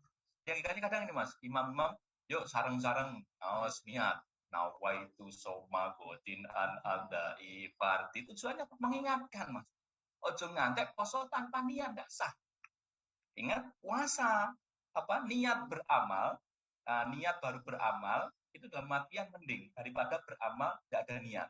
Karena kalau kita, mohon maaf, niat tidak jadi dilakukan, itu sudah dihitung pahala, Mas. Niatnya baik. Tapi kalau beramal tidak ada niat, tidak akan. Maka dikatakan sesungguhnya perbuatan tergantung pada niatnya dan apa-apa kan dibalas sesuai apa yang diniatkannya. Barang siapa hijrah. Konteksnya hijrah, Mas, karena hadis ini turunnya pindah dari Mekah ke Madinah. Ada si fulan ingin menikahi Mufais. Cuma kalau kita tarik lagi sarahnya, barang siapa berpuasa, barang siapa sholat tarawih, barang siapa memberikan makan berbuka iftar untuk orang lain, itu karena Allah dan Rasul. Itu akan dapatkan Allah dan Rasul. Tapi konteksnya barang siapa famakana hijratuhu itunya yusibuha awim ro'atin yantikuha fa hijratuhu hajrailaih. Barang siapa yang konteksnya hijrah itu dari Mekah ke Madinah, berarti kalau di syarahnya dibuka lagi, barang siapa yang berpuasa, barang siapa yang sholat tarawih, barang siapa yang baca Quran, barang siapa yang ngasih takjil atau iftar untuk dunia, untuk wanita yang ingin dinikahi, untuk sanjungan harta, dia akan dapatkan sesuai yang diniatkannya. Konteksnya Ramadan tidak berkualitas karena salah niat. Karena niatnya bukan untuk Allah. Karena niatnya untuk manusia. Berarti nanti jangankan berkualitas, jangankan muslimnya cerdas. Ya bodoh, Ramadannya tidak berkualitas. Kenapa? Niatnya salah dulu. Karena konteks niat. Niat itu ada di sebagian dari iman. Sepertiga amal, Mas, bukan setengah amal. Jadi kalau mohon maaf, niat tapi tidak terjadi amaliyah itu sudah dihitung baik. Tapi dihitung pahala. Tapi kalau berbuat kebaikan ada dan niat tidak dihitung, itu dianggap rutinitas biasa, kebiasaan biasa. Itu. Yang kedua, maka selama ini mohon maaf, orang itu tidak berpahala, orang itu tidak dapatkan kebaikan karena niatnya salah. Karena bukan untuk Allah. Ya, dalam artian karena bukan untuk mendapatkan ridha Allah. Yang kedua, al-aslu al-ibadah ittiba. Wa ma atakumur rasulu fakhudduhu wa ma nahakum anhu fantahu wa taqullaha innallaha sadidul iqab. Apa-apa yang dibawa Rasul harus kita lakukan. Dan apa-apa yang dilarang Rasul harus kita tinggalkan. Bertakwalah kepada Allah, sesungguhnya adab Allah sangat pedih. Berarti konteksnya apa, Mas? Ya, niat ibadah saya Ramadan karena Allah, dan saya melakukan ibadah Ramadan dengan cara Allah. Dengan cara Allah, dengan Rasul. Jangan-jangan selama ini saya dalam artian nggak bernilai pahala karena menyelisih dengan cara ibadah Rasul. Oke. Masih ada waktu, Mas? Oke, 5 menit lagi. Nanti sedikit penekanan. Ya. Jadi hakikatnya penekanan, Mas, Ramadan tidak berkualitas dan muslimnya kurang cerdas, satu, karena dia beribadah bukan untuk Allah dan jauh dari cara Allah. Maka dikatakan apa? Kalau bisa itu puasa kita seperti puasa Rasul. Kalau bisa sholat tarawih kita seperti sholat tarawihnya Rasul. Kalau bisa, dalam artian apa? Baca Quran kita seperti baca Quran Rasul. Kalau enggak, ya minimal enggak jauh-jauh, Mas. Karena kalau jauh-jauh berarti dalam artian apa? Dia sudah jauh dari yang namanya tuntunan, yang namanya aturan, yang namanya berkenaan dengan apa yang menjadi pondasi atau menjadi dasar dalam dia beribadah. Yang selanjutnya, Mas, karena 5 menit saya maksimalkan, bahkan dikatakan apa, Mas? Ramadan ini, gitu ya, bulan tarbiyah, bulan pendidikan, bulan tamrinat kayak latihan, ya, untuk menggembleng fisik dohiriyah kita dan fisik jasmaniyah atau batiniah kita. Jadi mohon maaf, Mas, dengan lihat Yudianto itu ada 2 unsur, dohiriyah dan batiniah, jasmaniyah dan rohaniyah. Kalau rohnya sudah tidak ada di Yudianto, itu sudah bukan Yudianto lagi, tapi tambah ALM gitu ya, almarhum gitu ya. Tapi jangan diamini lagi, masih takut ya. Maka dikatakan apa, Mas? Maka bulan suci Ramadan itu biar berkualitas, Mas, kita puasa dohiriyah, ini kan lapar semua, ini tidak ada air minum, kan tidak boleh makan, tidak boleh ngemil, atau kadang curi-curi apa, nelan air lidah gitu ya, air lidah apa, air liur, air lidah nyambung gitu ya, biar tertawa itu yang mengandung. Ya apa, Mas, dalam artian apa?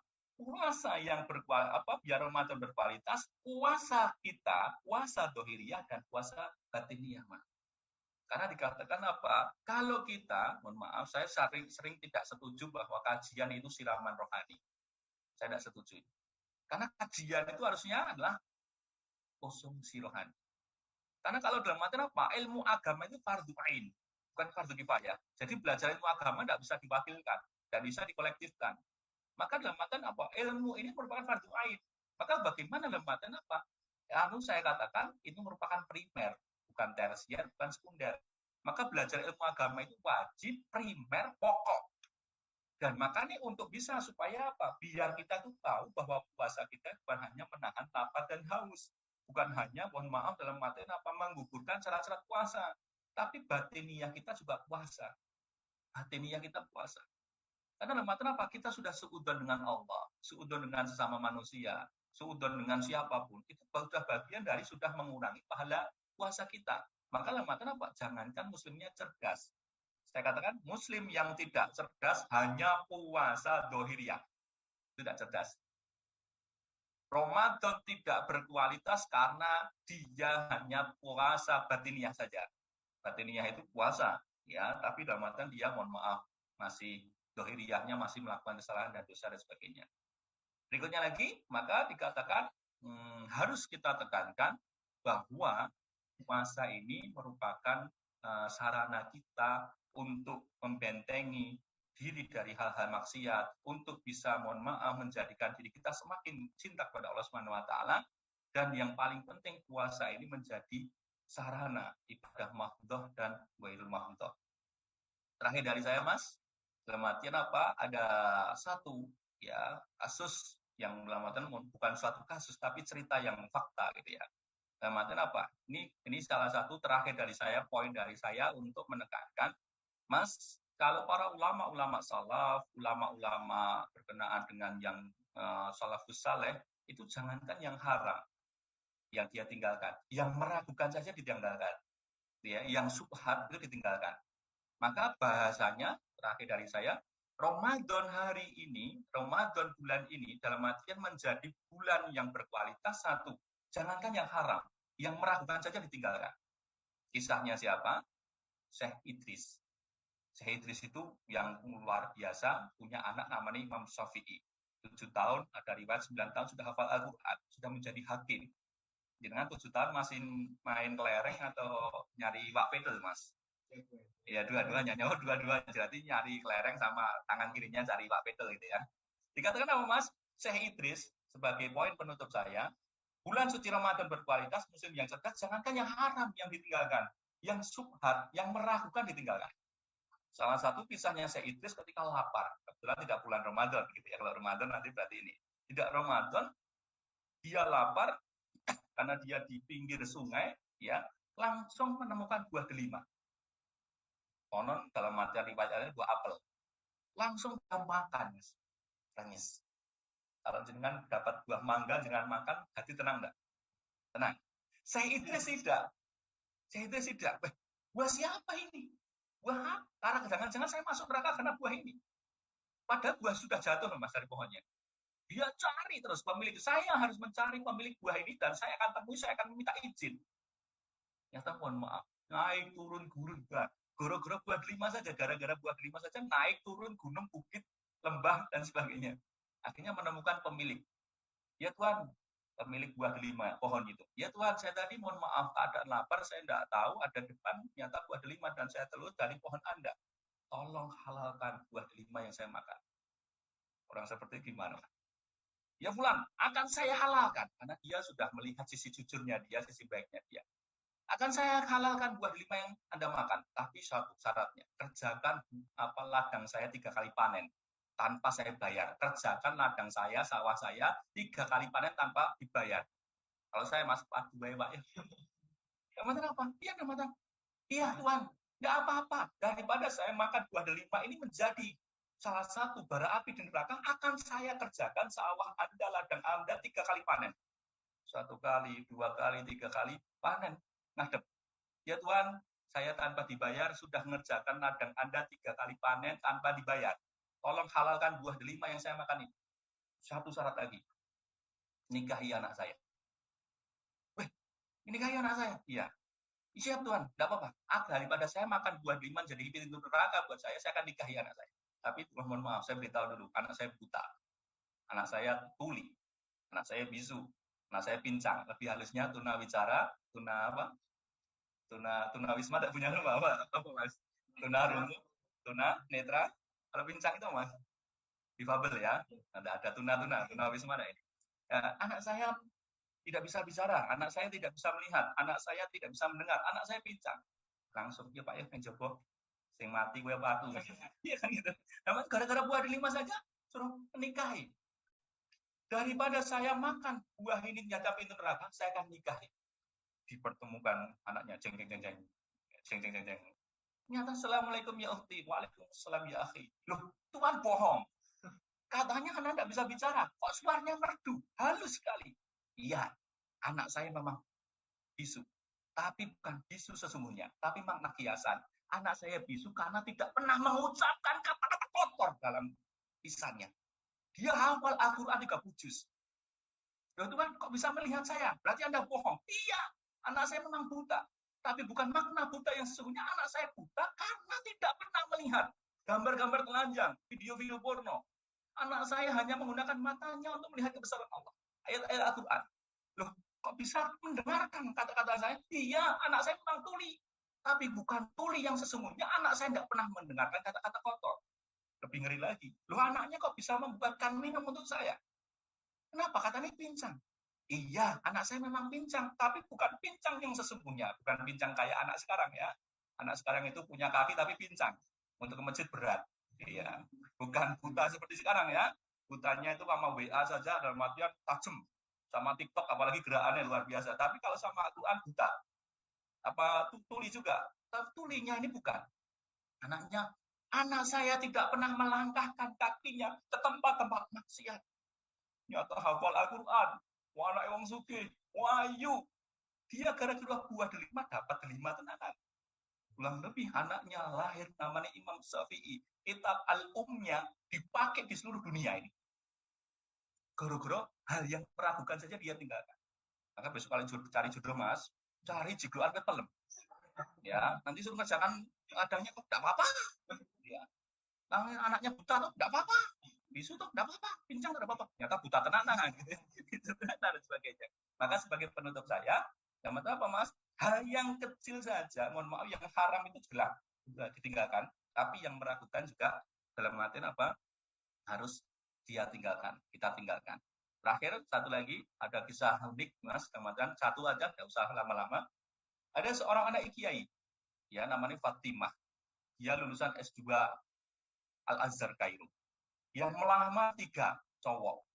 Yang pertama namanya Imran, dia seorang dokter. Yang kedua namanya Furqan, dia seorang dosen. Yang ketiga hanya guru honor, namanya Anas. Kiai manggil 3, hei fulan-fulan kesini semua. Kamu namanya siapa? Saya Imran. Kerjaanmu apa? Dokter. Mau apa ke sini? Mau melamar anak kiai. Hafalkan surat Ali Imran. Saya enggak apa, saya bukan ahli agama.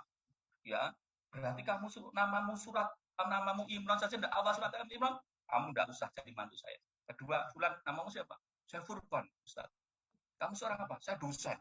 Ya udah enggak usah panjang-panjang syaratnya untuk bisa melamar anak saya. Hafalkan surat Furqan.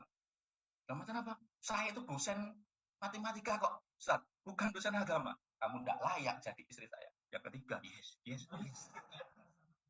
Fulan kok kamu senang? Iya Ustaz, nama saya Anas kok. Mau ngapa sini? Melamar anak bapak. Kerjaannya apa? Saya guru agama. Gajinya berapa? 500.000. Ya udah, apakah surat Anas? Qul a'udzu birabbin nas, malikin nas, ilahin nas. Diterima, Mas. Tapi saya sarankan kalau kamu melamar anak kiai, tambahlah namanya minimal Muhammad Kausar lah gitu ya, atau Anas atau apa gitu ya.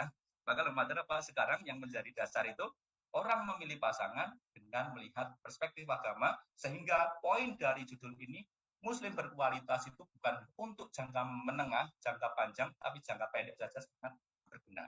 Sehingga momentum Lebaran, sebelum Lebaran ya, Ramadan menjadi momentum untuk kita bisa menempa diri kita, bisa mentarbiyah diri kita, dan bisa mengkualitaskan kualitas hidup kita, ibadah kita, dan kualitas kita di hadapan Allah Subhanahu wa taala. Dari saya sekian, subhanaka Allahumma wa bihamdika, asyhadu an la ilaha illa anta, astaghfiruka wa atubu ilaik. Assalamualaikum warahmatullahi wabarakatuh. Waalaikumsalam warahmatullahi wabarakatuh. Wah, syukran ala Ustaz Yulianto yang telah memberikan materinya, bahwasanya Ramadan adalah waktu dan caranya untuk kita tambah semangat dalam beribadah kepada Allah Subhanahu wa taala. Baik, jemaah sekalian, di sini saya akan membuka sesi tanya jawab. Bagi jemaah yang ingin bertanya, bisa menuliskan di kolom chat dengan hashtag izin bertanya.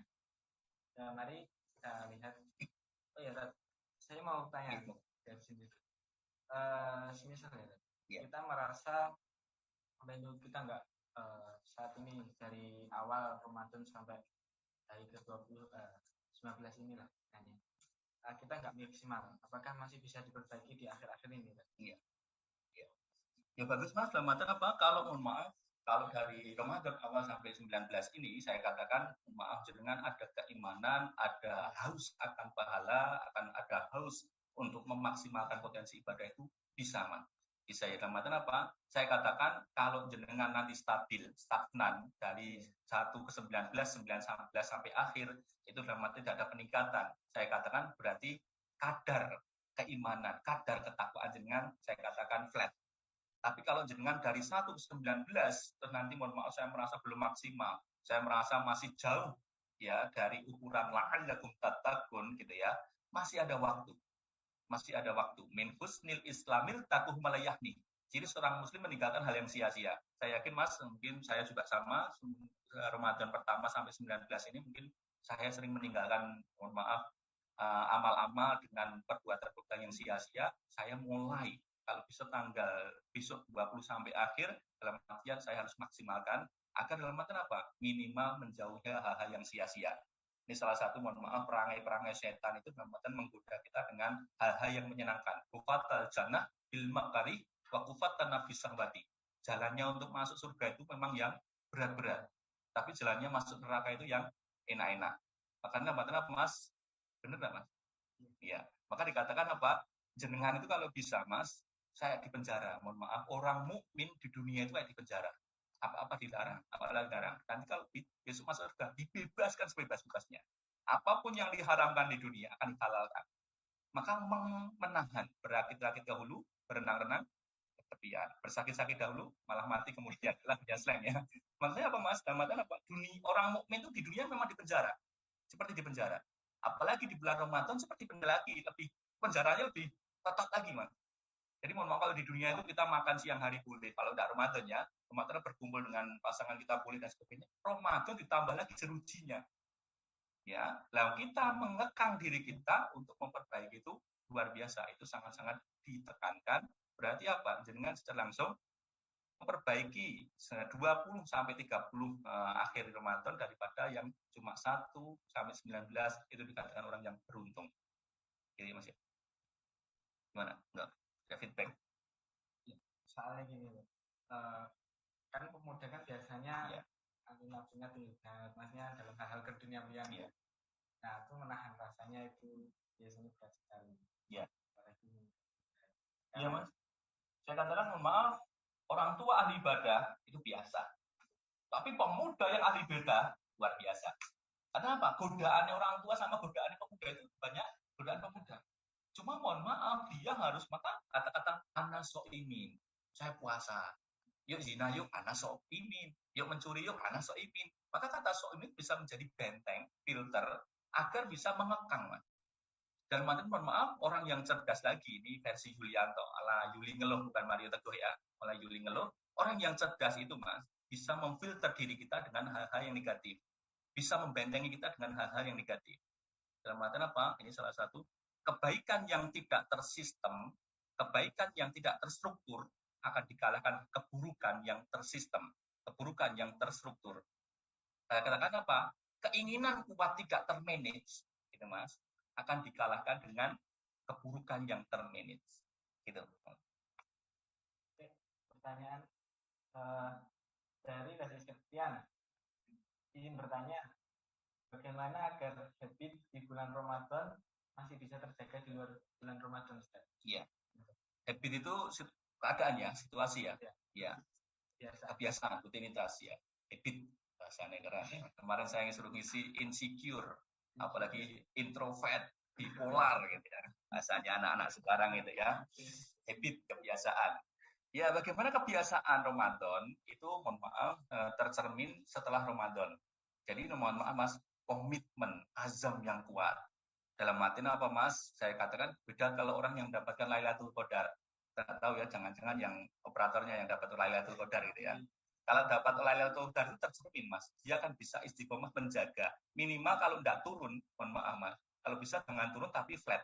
Flat itu masih bagus loh saya katakan. Berarti saya katakan ya rugi lah, betul rugi. Tadi kan Ramadan tahun ini dengan Ramadan tahun yang sebelumnya itu sama saja itu flat. Daripada bangkrut. Kalau bangkrut itu dalam artian apa? Berarti apa Mas? Dia harusnya nyata lebih baik yang kemarin. Maka dalam artian apa? Habit atau kebiasaan itu akan terbawa dalam artian apa? Yang pertama, punya keinginan yang kuat, punya azam yang kuat.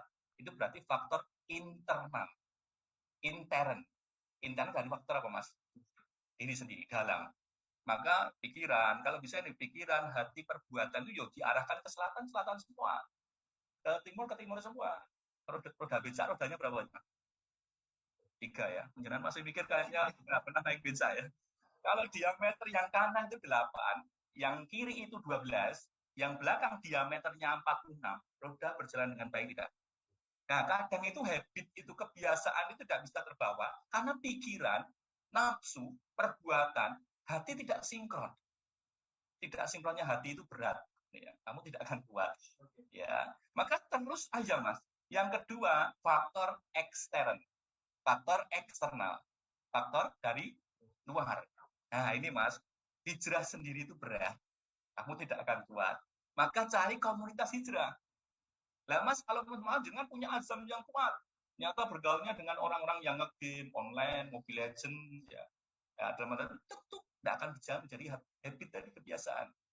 Maka dikatakan cari komunitas, cari teman-teman. Wah, ini LDK Liwaul Islam kan wajahnya syekh-syekh semua ya. Sehetan sekuler maksudnya ya.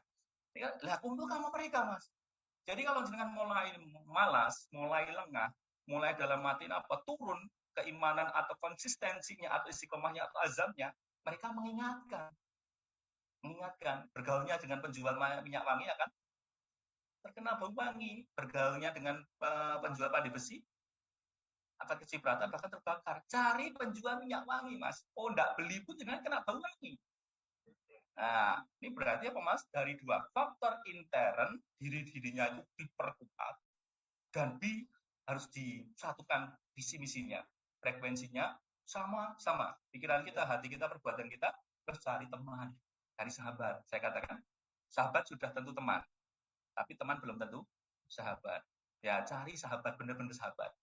Jangan tidak punya uang, mereka ada. Jangan punya uang, mereka lebih ada lagi, gitu ya. Tapi salah teman itu belum tentu. Jangan punya uang, mereka ada. Jangan tidak punya uang, mereka tidak ada. Jadi teman itu belum tentu suka duka, tapi kalau sahabat sudah tentu suka duka. Gitu, Mas ya. Intern diri kita dan ekstern lingkungan empiris penting. Karena lulusan pondok pesantren belum ada jaminan nyata lingkungannya tidak baik bisa terjerumus. Orang yang ahli ibadah karena lingkungannya tidak baik bisa terjerumus. Jadi perkuat faktor intern dan perkuat faktor ekstern. Gitu. Oke, dari izin bertanya, bagaimana cara mengamalkan isi kandungan Al-Quran dalam kehidupan sehari-hari? Ya.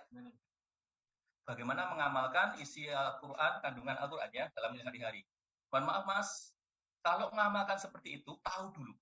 Mohon maaf, selama ini kita hanya qiraah, membaca, tapi tidak mentadaburi.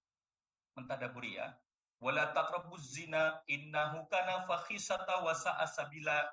Kalau kita cuma baca ayatnya, oh ada zina-zinanya, karena kita tidak mentadaburi, perintah zina loh ini ya. Wala taqrabuz zina, jangan mendekati. Berarti melakukan boleh. Karena kita tidak mentadaburi. Yang paling penting tekstualnya kita kuasai, kontekstual, maksud dari ayat itu apa kita kuasai.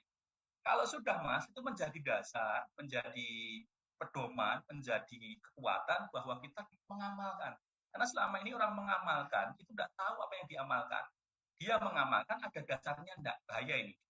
Wala taqfu ma laisa laka bi ilmu inna sama'a wal basara wal fuada kullu ulaika anhu mas'ula. Jangan kamu melakukan sesuatu yang kamu tidak tahu ilmunya. Yang kamu tidak ada ilmunya. Sesungguhnya pendengaran kamu, hati kamu, penglihatan kamu diminta pertanggungjawaban. Yang kedua, man amila amalan laisa alaihi amruna fahuwa radun. Barang siapa melakukan suatu amalan yang tidak ada contohnya, maka bahwa radun, tertolak. Lebih ngeri lagi, wasaral umuri mudatsatuha wa kullu mudatsatin bid'ah. Wa kullu bid'atin dhalalah, wa kullu dhalalatin finnar. Segala sesuatu yang baru urusan ibadah itu bid'ah. Bid'ah itu ya sebelumnya saudara buruk. Dhalalah ya. Dhalalah finnar, masuk neraka. Nah, selama ini kita tidak memahami apa isi Al-Quran, bagaimana mengamalkan. Kita tidak tahu memahami karakter pasangan kita, terus kita menikah dengan dia. Akhirnya mohon maaf, banyak problematika percekcokan. Nah, pertama, pahami dulu teksnya, tekstualnya, pahami dulu kontekstualnya, tadaburi, tafsirnya dibaca, minimal terjemahannya, artinya, terus mohon maaf baru diamalkan. Nah, mengamalkannya apa? Mengamalkan, mohon maaf, didorong lagi, ini dari faktor internal lagi. Punya keinginan kuat, punya azam kuat. Kalau dalam artian, mohon maaf, kalau saya tidak berpegang dengan Al-Quran, pedoman hidup saya, berarti saya keadaan gelap gulita. Kalau saya dari Al-Quran, saya akan masuk neraka. Maka spirit itu, Mas, spirit itu kita bangun, kita tanamkan sugesti pada diri kita. Terus hakikatnya apa, Mas? Diamalkan pelan-pelan, sesuai dengan kapasitas kita. Diamalkan dari yang tahu, dari yang kecil. Dari bangun tidur sampai tidur lagi, mana itu yang perintah dari Al-Quran, diamalkan. Mana itu yang larang dalam Al-Quran, ditinggalkan. Nah, untuk bisa mengetahui itu, ngaji dengan orang yang tahu maksud sehingga punya dasar yang kuat. Gitu ya, Mas ya. Terus yang kedua lagi saya katakan faktor yaitu ekstern. Ya, budaya habituasi menjadi kebiasaan itu karena mohon maaf dorongan dari faktor luar itu luar biasa, kuat sekali. Maka saya katakan prosentasenya lebih tinggi dari dorongan dari orang luar. Gitu ya. Jadi mengamalkan itu nanti bisa terhalang dengan teman-temannya yang ngajak ini. Nanti bisa dilematan, maka mohon maaf, salah satu saya perumpamaan gini. anak soleh atau menjadi pemuda yang soleh itu ada 5 faktor. Yang pertama, bibitnya dulu. Kalau Mas menanam bunga, mesti cari bibit yang bagus. Ya, bibit itu dari siapa? Ayah. Faktor hereditas, faktor genetik. Kalau ayahnya soleh, potensi soleh. Maka besok kalau Mas cari istri itu cari yang limaliha, punya harta, lijamaliha, cantik, li hasobiha, keturunan orang soleh, li diniha, agamanya. Maka yang pertama Mas, bibitnya bagus untuk Bapak. Kedua, bibit yang baik ditanam di tanah yang gersang. Mati atau tumbuhnya lama enggak? Atau tidak subur enggak? Enggak subur. Tanah itu siapa Mas? Ibu. Al-Umum Madrasatul Ula. Maka ini salah satu kembali lagi besok pagi saya ngisi parenting Islam di Klaten. Ya, dalam artian parenting Islam di Klaten, maka irji'u ila buyutikum. Maka mengamalkan Al-Quran itu dari diri sendiri dan dari keluarga. Yang ketiga Mas, airnya cukup supaya bibitnya bagus, tanahnya gembur, tanahnya subur, airnya pupuknya cukup. Air itu apa? Pendidikan. Baik pendidikan formal maupun non formal. Alhamdulillah kampus ada pendidikan agama Islam walaupun cuma 2 SKS. Itu salah satu untuk tadi bisa memperkuat diri kita untuk mengamalkan. Karena sudah dipelajari selama 2 SKS selama 1 semester. Nah ini Mas, ini yang faktor bagus ini sangat harus ini dihindarkan dari hama, dihindarkan dari gulma. Berarti apa Mas? Dihindarkan dari pengaruh-pengaruh buruk. Ini penting ini. Karena hakikatnya mengamalkan kalau hamanya banyak, godaannya banyak, temannya ini. Yang terakhir Mas, cara menanamnya. Ini berarti poin yang terakhir, cara mengamalkannya tahu. Cara mendakwahkannya tahu. Cara mempelajarinya tahu. 5 faktor. Nah, besok tak bawakan ke ibu-ibu orang tua dari SD Arisalah. 5 faktor ya, diri kita itu baik. Ada bibit bapak kita, ibu kita, pendidikan, jauhkan dari hama atau gulma, dari pengaruh buruk, dan cara menanamnya tepat sehingga tanaman akan subur, rindang dan berbuah dengan baik. Lanjut. Ada lagi nggak? Oh banyak sekali. Oh satu pertanyaan lagi. Izin bertanya, bagaimana cara mendapatkan malam-malam Qadar? Iya. Ya, jadi mohon maaf, ada yang sifatnya mohon maaf sangat-sangat tersurat di dalam Al-Quran, ada yang tersirat di dalam Al-Quran. Kalau order itu kan sudah apa ya Mas ya? Inna anzalnahu fi lailatul qadar. Terus ya, itu berarti surat Al-Qadar itu merupakan surat yang tersurat. Maksudnya surat-surat yang qauliyah. Ada surat-surat qauliyah. Ada surat-surat yang tersirat. Tersirat itu apa Mas? Ini berarti pengalaman spiritual seseorang dengan Tuhan. Maka dalam artian apa? Malam-malam terakhir, apalagi malam-malam ganjil, itu dalam artian perbanyak itikaf. Ya, untuk mendapatkan Lailatul Qadar. Jadi mohon maaf, Rasul itu kalau Ramadan itu sedikit tidur. Kalau kita sedikit-sedikit tidur gitu ya. Rasul itu sedikit makan, kalau kita sedikit-sedikit makan. Rasul itu sedikit ngeluh, kita sedikit-sedikit ngeluh. Maka dikatakan kalau inna anzalnahu fi lailatul qadar wa ma adraka ma lailatul qadar lailatul qadari khairum min alfi syahr tanazzalul malaikatu malaikat sampai turun dan sebagainya. Maka malaikat itu diturunkan oleh Allah di malam-malam tertentu dan tentu menjemputnya dengan luar biasa itikaf.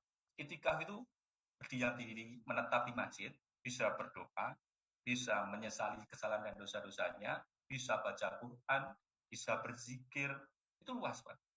Maka dia menghabiskan orang-orang yang mendapatkan malam Lailatul Qadar, walaupun itu mungkin secara teknis ya dijelaskan secara tersirat ada di dalam ayat Al-Quran maupun hadis, tidak tersurat gitu ya, yaitu di malam-malam ganjil, dia menghabiskan waktunya dalam artian untuk bersama Allah. Ini salah satu ahli tasawuf dunia, namanya Robiah Al-Adawiyah. Robiah Al-Adawiyah itu jangankan Ramadan, Mas. Tidak Ramadan saja waktunya habis untuk Allah. Ya, dia sampai dilamar seorang gubernur Basra, pada Robiah Al-Adawiyah itu seorang budak. Ibaratnya pembantu lah, adik, asisten rumah tangga lah. Dia yang lamar gubernur. Dia bilang apa? Saya tidak mau. Karena saya takut membagi cinta saya dari Allah menuju manusia. Maka dalam itu kalau dia caranya Mas selalu bercinta dengan Allah. Bercinta dengan Allah apa? Dia habiskan waktunya, dia habiskan umurnya sering bermunajat termasuk beritikaf pada Allah Subhanahu wa taala. Ya, jadi akhirnya amalan yang pertama untuk mendapatkan Lailatul Qadar itikaf. ya, tidak harus di masjid, memang ada pengurusnya di masjid, ya, dia menghabiskan malam-malamnya untuk beritikaf, tidak tidur, ya. Yang kedua, dengan amalan-amalan yang disunahkan, bahkan ditekankan, bisa berzikir, bisa berdoa dan sebagainya.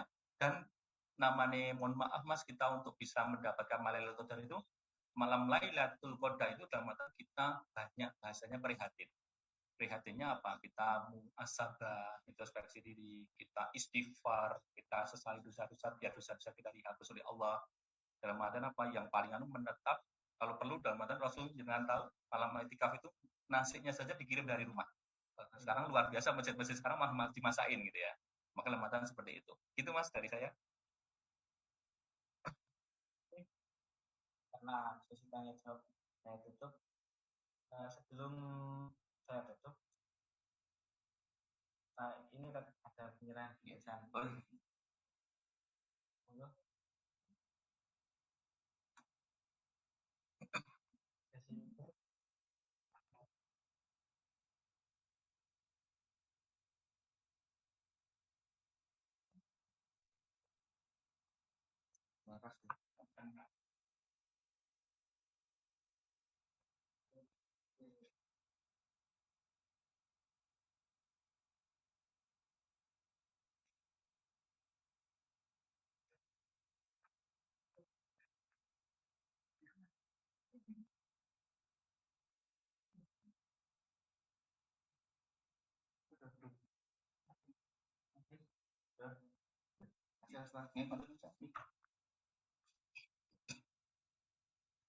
Insyaallah ilmu yang bermanfaat dari Ustaz Widianto.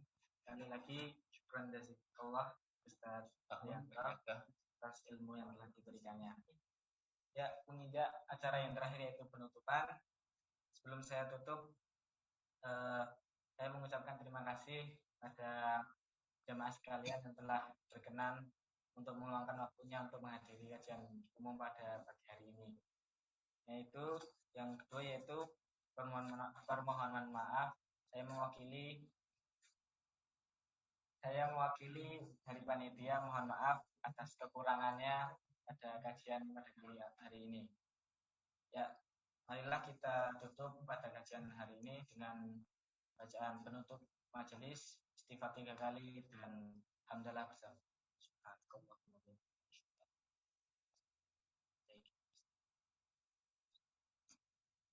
Ya, sekian mungkin hadam ini. Selamat menunaikan ibadah puasa. Tetap semangat. Wassalamualaikum warahmatullahi wabarakatuh.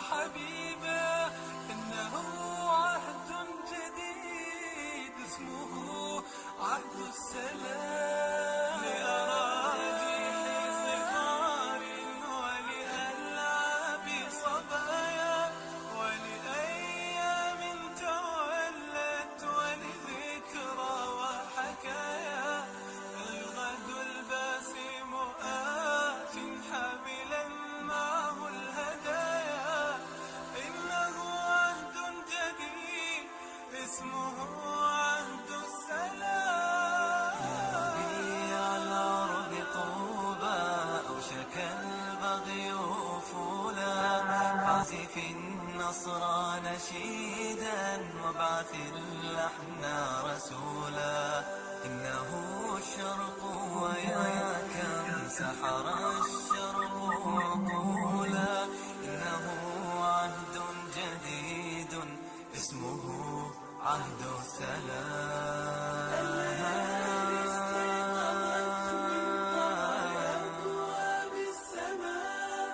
وقلوب ضارعات بابتهال ورجاء ربنا إياك ندعو فاستجب منا الدعاء إنه عهد جديد